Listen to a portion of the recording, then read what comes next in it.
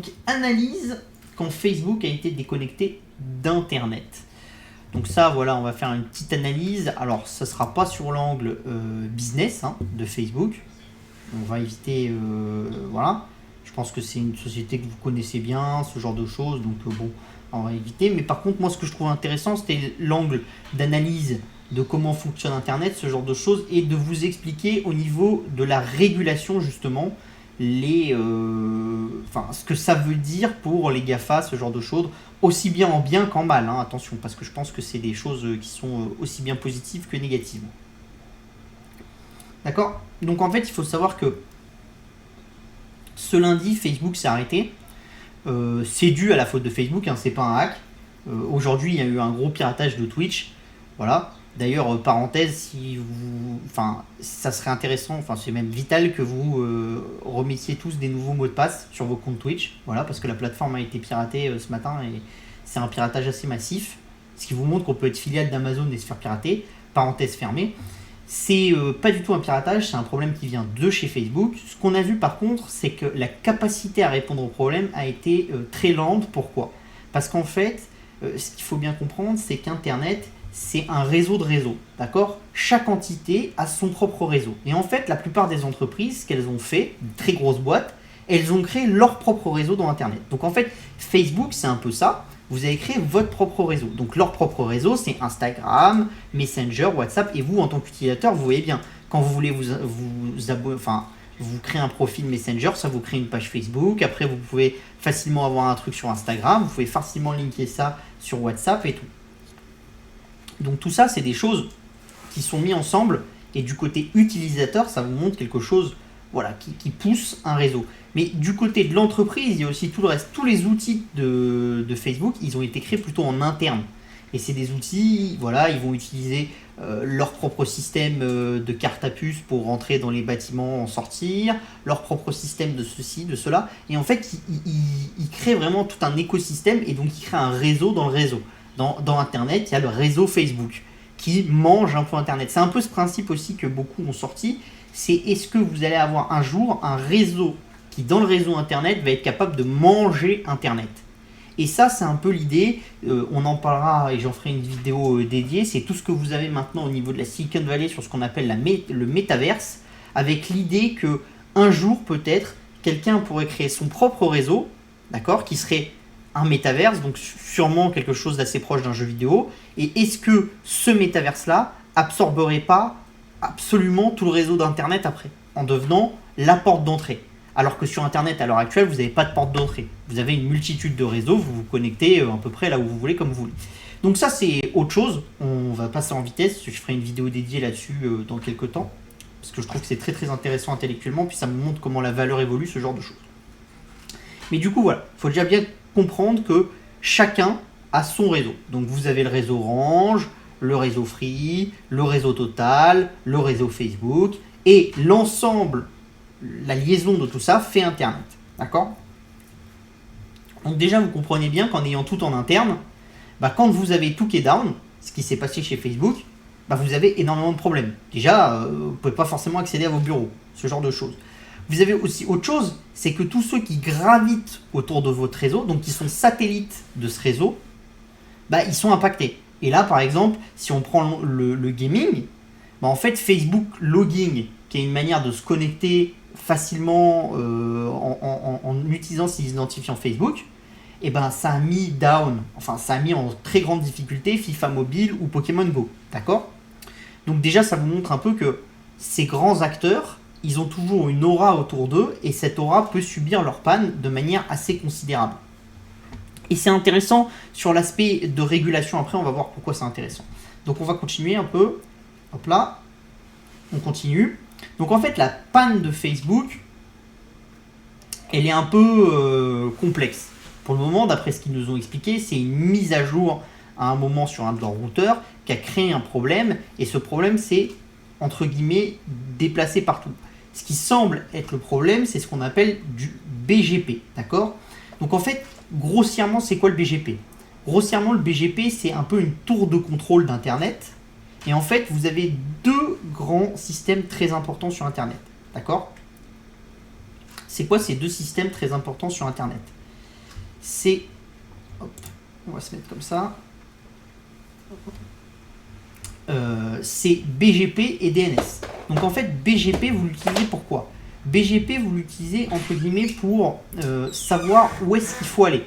C'est-à-dire, quelle est la route que vous allez emprunter. C'est un peu le GPS d'Internet. Et DNS, vous l'utilisez pour savoir où est-ce que vous allez aller. Donc le nom de l'endroit où vous allez aller. Donc par exemple, si vous voulez aller à l'hôtel des Flots Bleus à Hyères-les-Palmiers, ou tous ces trucs-là. D'accord? Donc c'est deux fonctions clés, BGP d'un côté et DNS de l'autre. On va éviter les choses un peu trop complexes. D'accord? Donc on va continuer. Et entre guillemets, DNS et BGP, c'est des choses qui sont gérées par une multitude d'acteurs. D'accord? Aussi bien des acteurs privés que des acteurs publics, que des acteurs semi-publics. Enfin, il y en a énormément. Vous pouvez pas dire, vous pouvez pas dire BGP c'est géré par les Américains, machin, truc.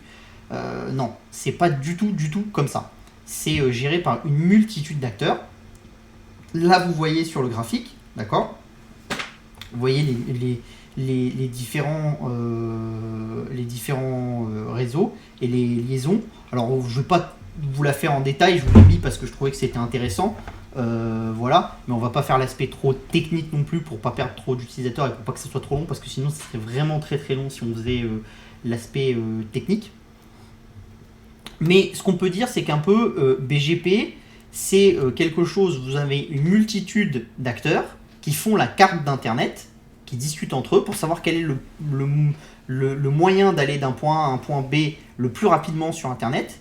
Et en fait c'est un peu un GPS, c'est-à-dire que sauf que le GPS, vous en utilisez généralement un. Imaginons vous utilisiez TomTom, vous utilisiez le service de TomTom, puis c'était tout. C'était TomTom qui gérait le service entièrement. Là, en fait, BGP, c'est un peu votre GPS, sauf que il est géré par une multitude d'acteurs différents qui s'envoient des informations entre eux pour dire tel site, il est là, tel machin, il est là. Et chaque acteur discute ensemble. Et on va voir pourquoi est-ce que c'est une très bonne chose et aussi une très mauvaise chose. C'est qu'en fait, quand on a commencé avec les GPS dans les années 2000, 2010 et tout, ce qui se passait des fois, c'était que des gens suivaient scrupuleusement leur GPS leur indiquait d'aller dans la mer, ils allaient dans la mer. Avec BGP, c'est un peu la même chose. Comme BGP vous donne la route, et que vous, en tant qu'utilisateur pour Internet, vous ne le voyez pas. C'est-à-dire qu'il n'y a pas d'impact pour vous. On ne vous demande pas quelle route vous voulez utiliser. On vous dit tu vas utiliser cette route pour aller le plus rapidement au site de Boursorama, Zone Bourse, machin, enfin ce que tu veux. Et donc tu utilises le BGP, d'accord? Le problème c'est que si ce BGP il est mauvais, en fait tu atterris nulle part, ou alors sur autre chose que ce que tu voulais, d'accord? Donc ça déjà, c'est un énorme problème. Et c'est un peu ce qui s'est passé avec Facebook. Pardon. Donc en fait ce qu'il faut savoir, c'est que ces systèmes de BGP, comme je vous l'ai dit, vous pouvez faire appel à des entreprises, il y en a une multitude, ce genre de choses. Facebook, comme c'est un grand réseau, donc un réseau dans un réseau, comme je vous l'ai dit un peu avant, d'accord? Je vous l'ai dit, vous êtes dans un réseau, ok? Et donc en fait, ce qui s'est passé, c'est que Facebook a décidé de développer son propre BGP. Parce qu'en fait, quand vous avez un réseau qui est tellement grand, en fait, vous avez intérêt à vous-même faire la tour de contrôle dans votre propre réseau pour dire il faut plutôt aller là, là, là, là, et tout ça.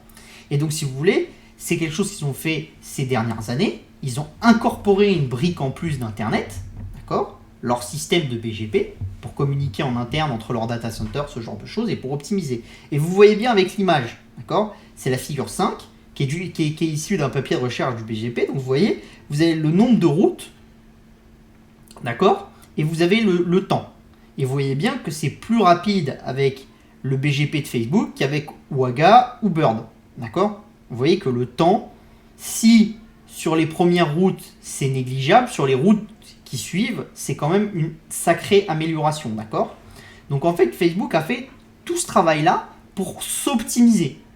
Mais du coup, c'est ce que je vous raconte souvent. Plus vous devenez gros, plus vous vous optimisez, plus vous allez créer des choses en interne, plus du coup, dès qu'il y a un petit grain de sable dans la machine, ça peut tout de suite exploser.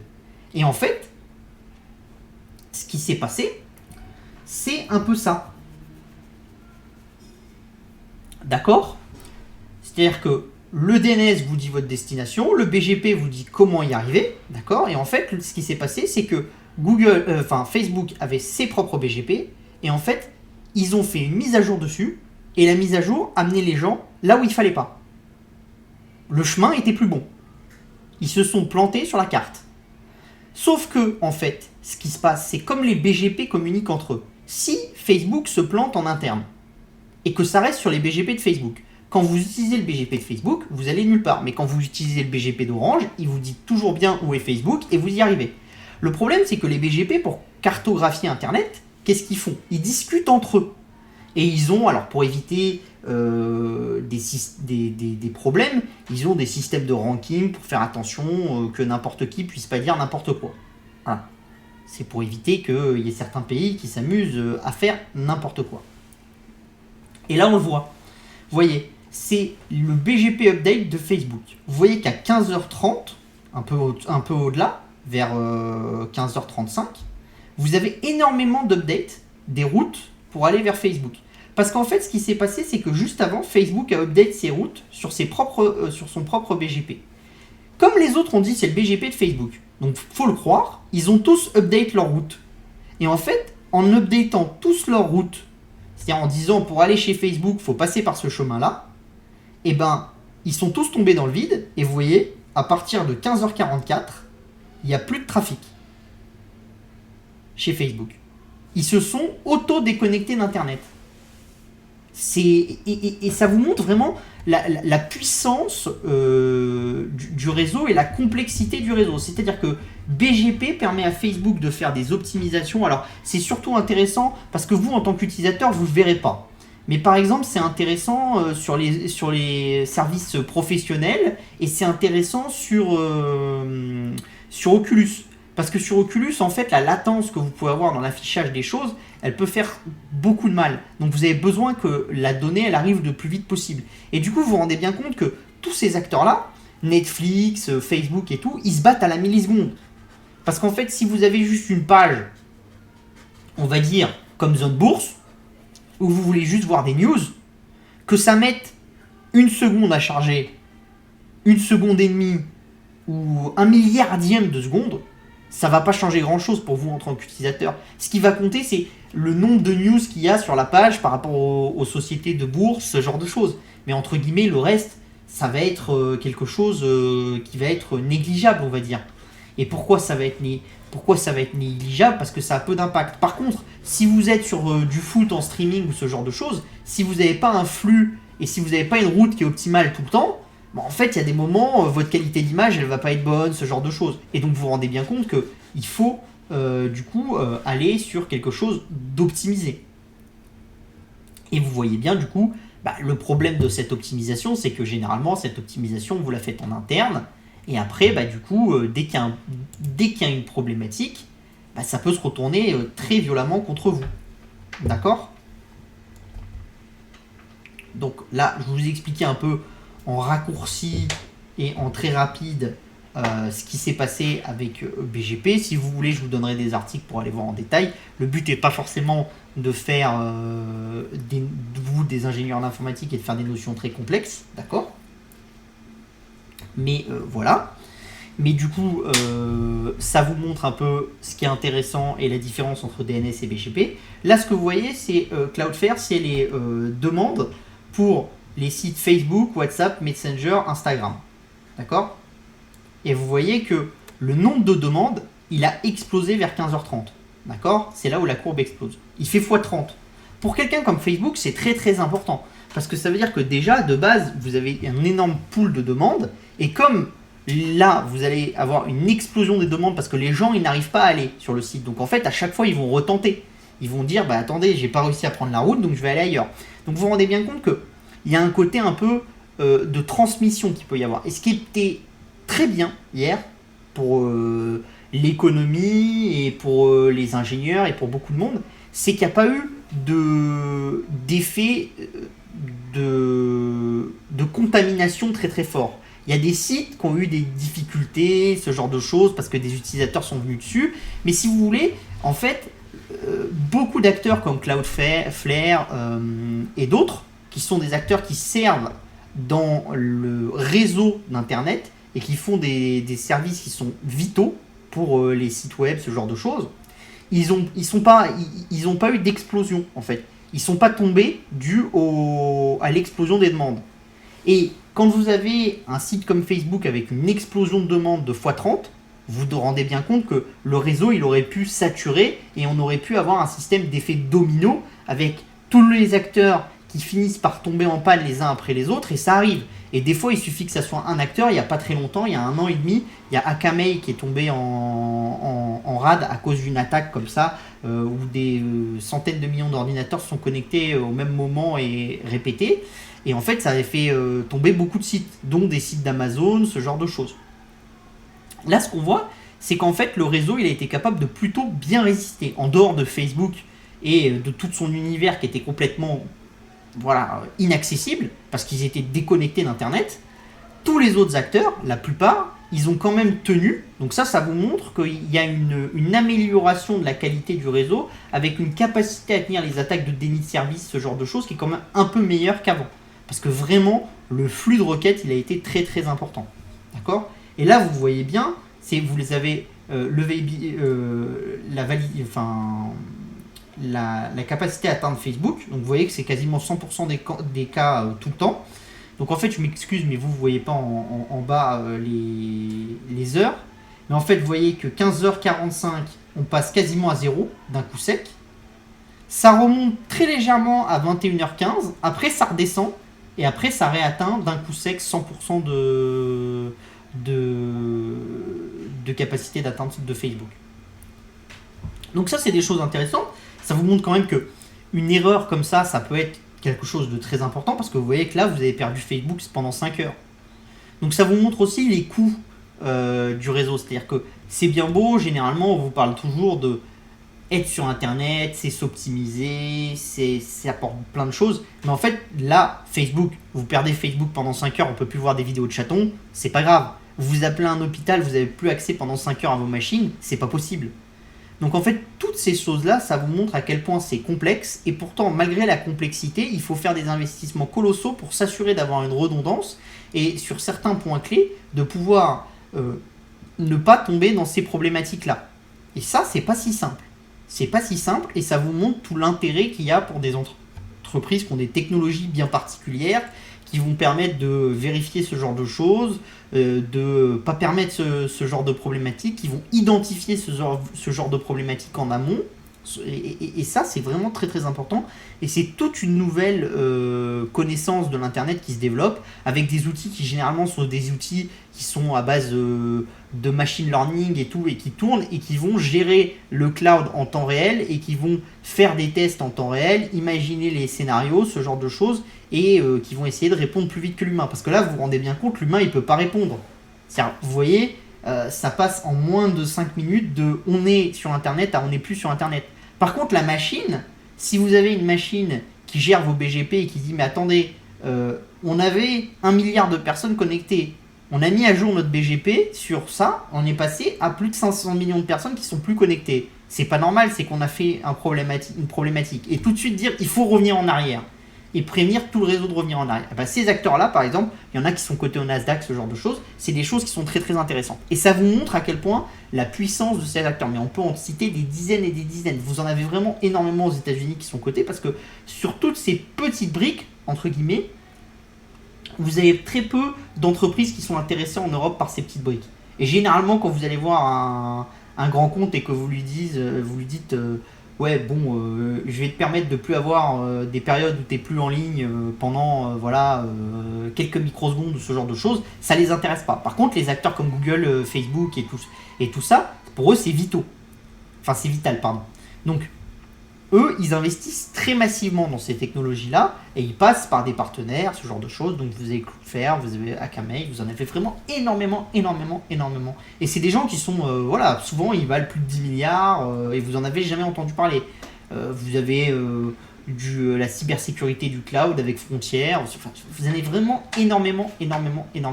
Et il faut bien comprendre que ces gens-là, en fait, c'est pas ils vous vendent du logiciel comme on vous vend Excel, et si vous utilisez autre chose que Excel, ça va.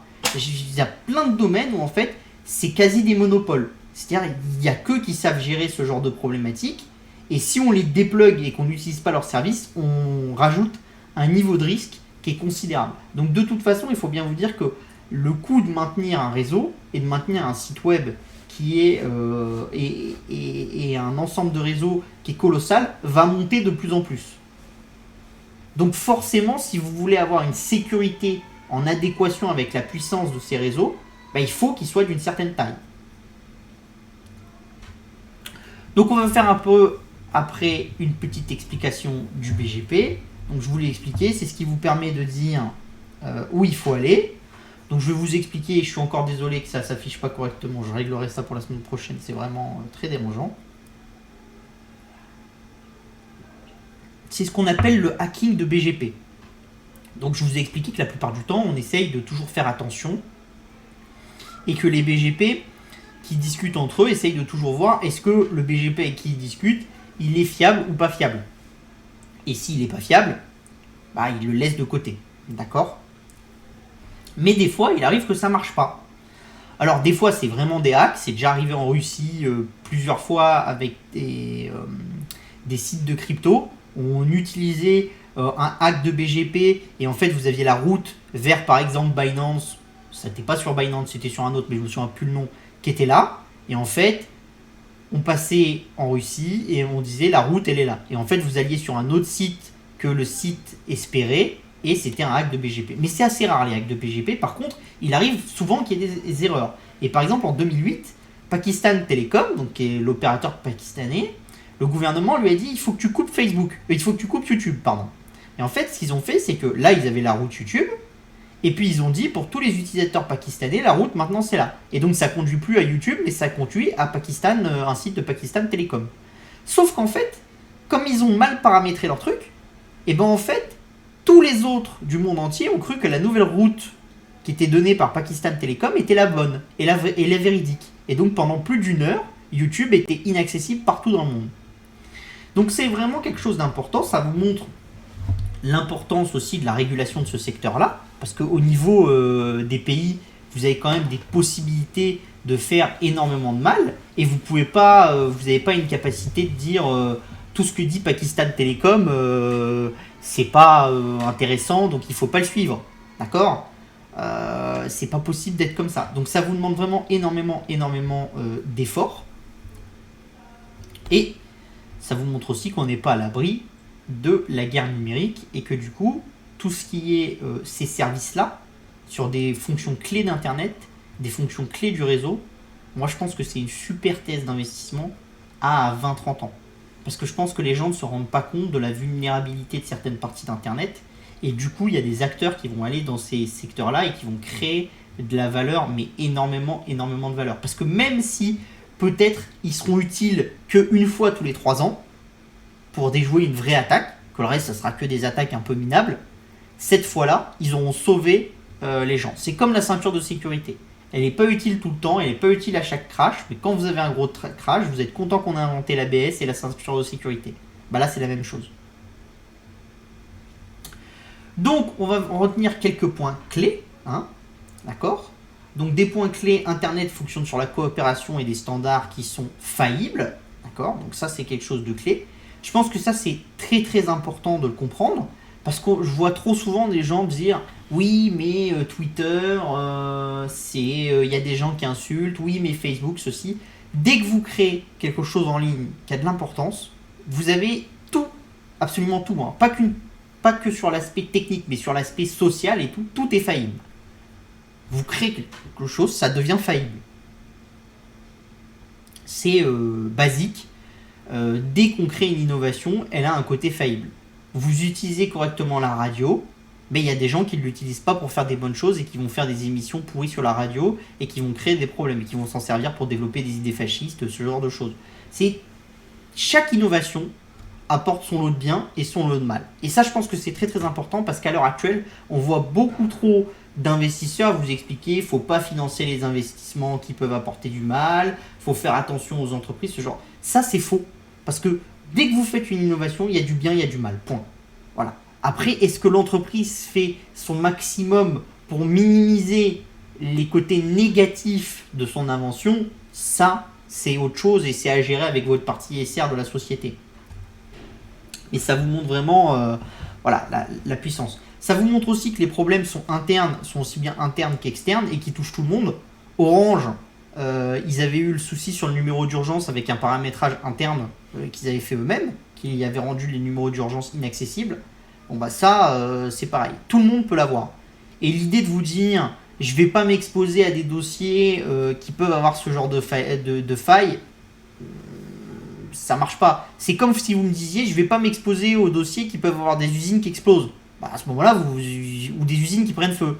Vous vous exposez à rien, hein, parce que n'importe quelle usine peut prendre feu. C'est basique.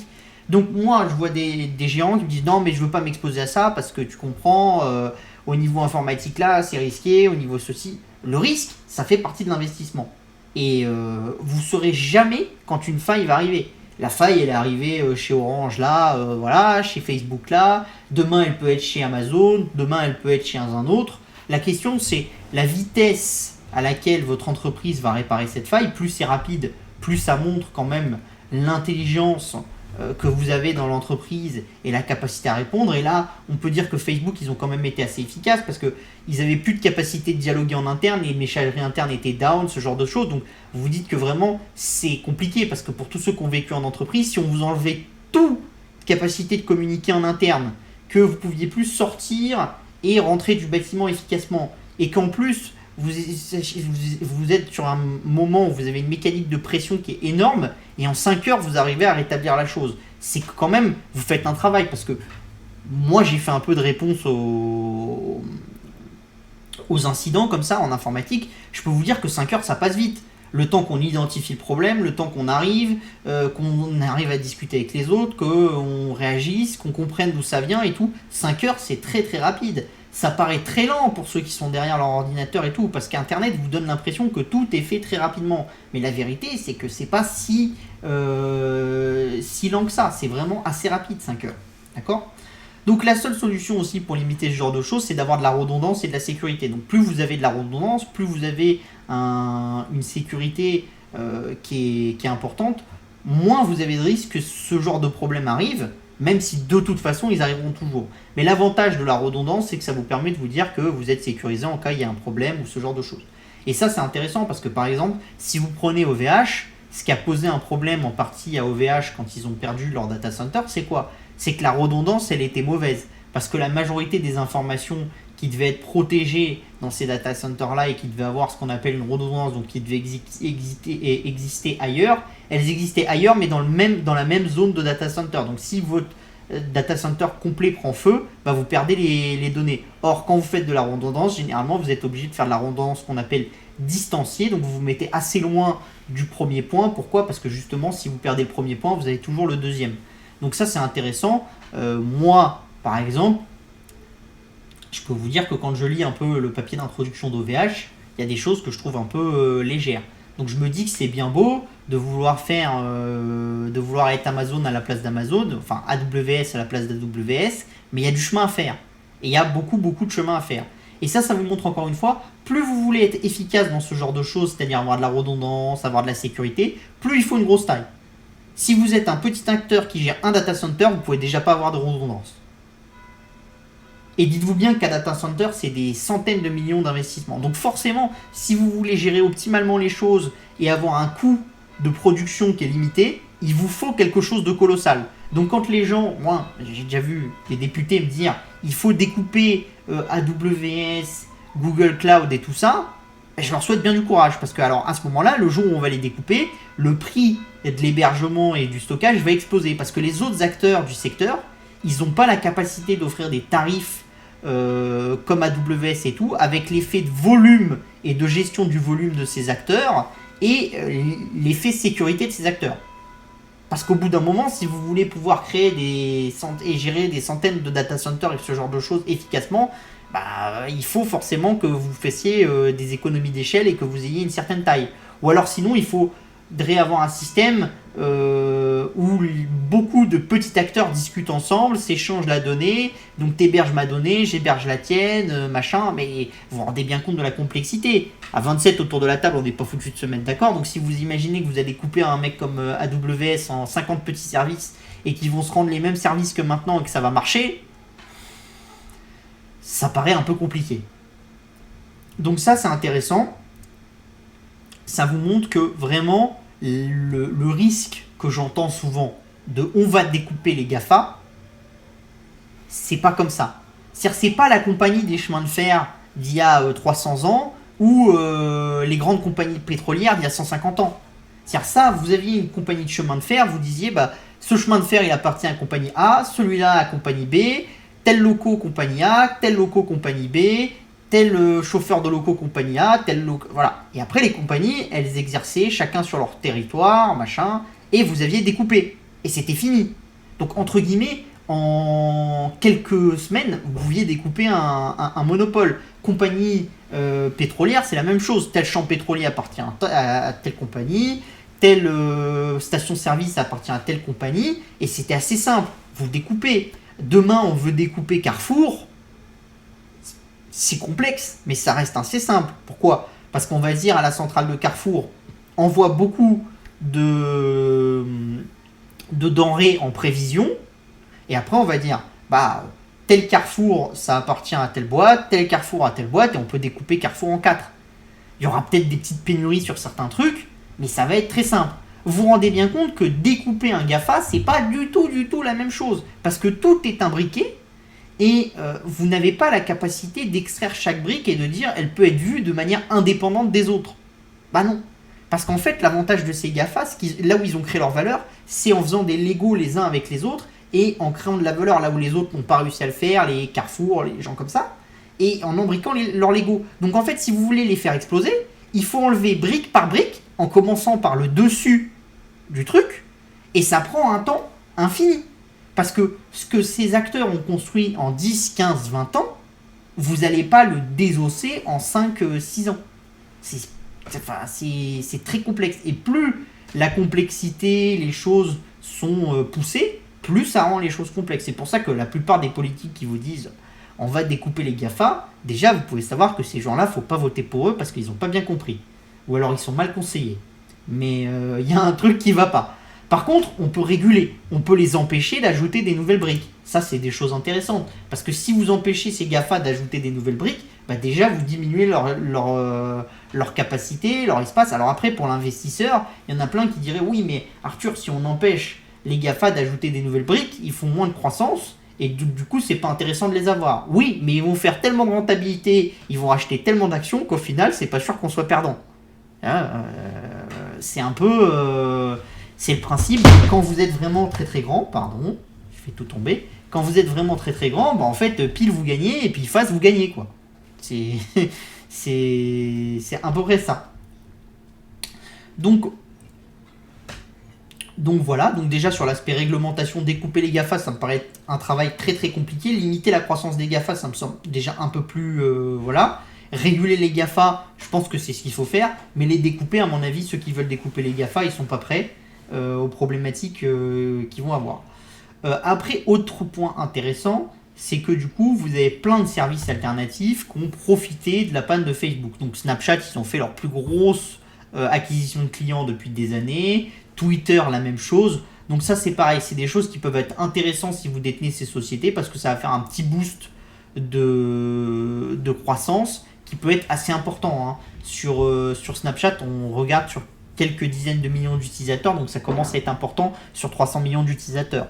Donc c'est vraiment des choses qui peuvent être très très importantes. Donc ça, c'est des choses il faut bien vérifier parce qu'à chaque fois qu'il y a un petit bug comme ça, quelque chose, il peut y avoir des opportunités de faire ce qu'on appelle des arbitrages, donc de vendre un petit peu à découvert Facebook pour acheter un petit peu Twitter ou Snapchat. Souvent c'est sur 24 ou 48 heures que vous jouez le coup, donc c'est vraiment un trade. Des fois, après, par contre, ça peut être intéressant. C'était si vous déteniez par exemple du Snapchat ou du Twitter, de vous dire combien va gagner, qu'est-ce que ça représente, ce genre de choses. Et ça, c'est des choses qui peuvent être assez importantes.